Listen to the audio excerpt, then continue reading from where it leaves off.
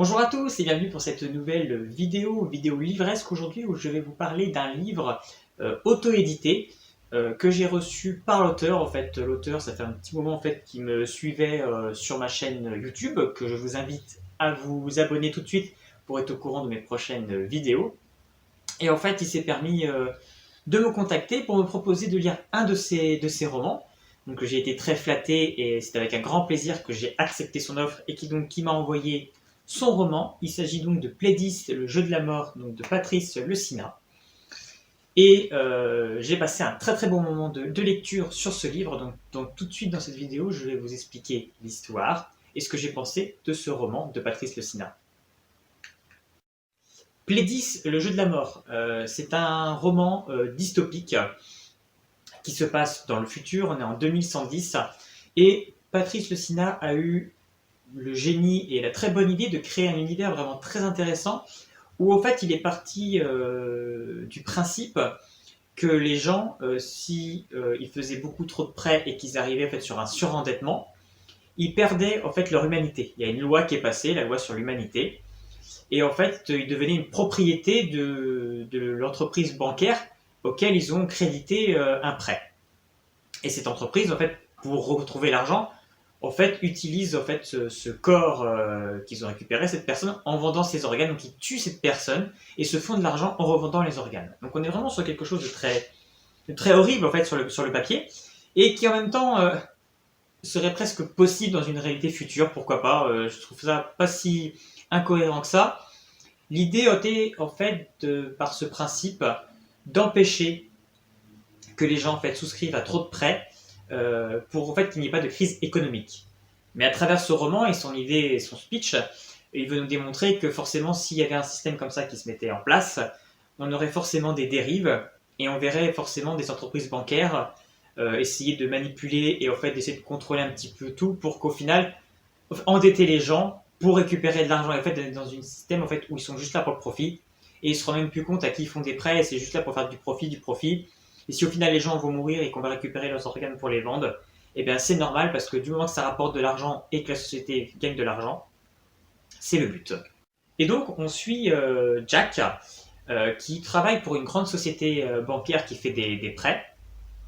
Et il va se retrouver un jour, donc il est manager là-bas, et il va retrouver un matin, quand il va aller au travail, il va trouver sur son bureau un dossier donc de recouvrement de surendettement d'une mère et de sa fille qui ont souscrit à des prêts parce que pour essayer de soigner sa fille qui est gravement malade.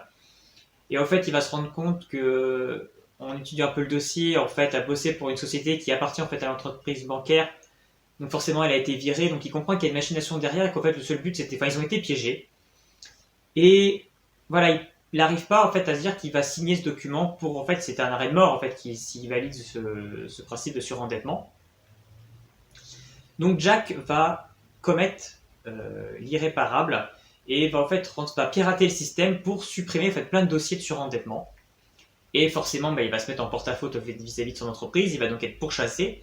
Et le seul moyen pour lui en fait, d'avoir une pseudo-immunité et arriver peut-être à s'en sortir pendant un temps, c'est de participer à Plédis, qui est le nouveau jeu de télé-réalité qui fait fureur en fait, dans ce nouveau monde, où les gens en fait, participent à ce jeu. C'est un jeu mortel, on peut mourir, mais à la finalité, on peut gagner 5 milliards. Et il participe donc à ce jeu pour arriver peut-être à gagner de l'argent pour pouvoir rembourser le prêt qu'avait souscrit en fait cette personne, cette femme et cette fille à qui il avait supprimé le dossier.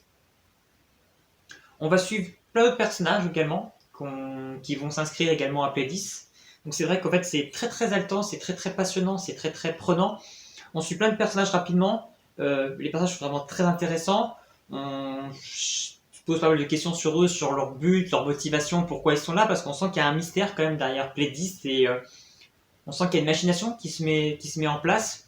Il y a aussi des SDF qui disparaissent, donc on sent qu'il y a quelque chose d'autre en plus. On ne sait pas quoi. Donc on suit évidemment Jack qui va donc participer à Plédis et ses différentes épreuves pour essayer de gagner.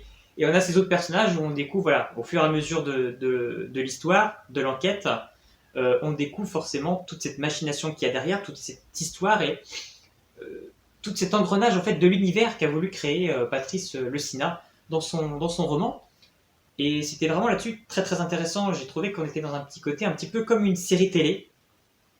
Donc voilà, on passe d'un personnage à l'autre, on a les points de vue de chacun, on avance. C'est vraiment très très rapide, ça se lit vraiment très très bien.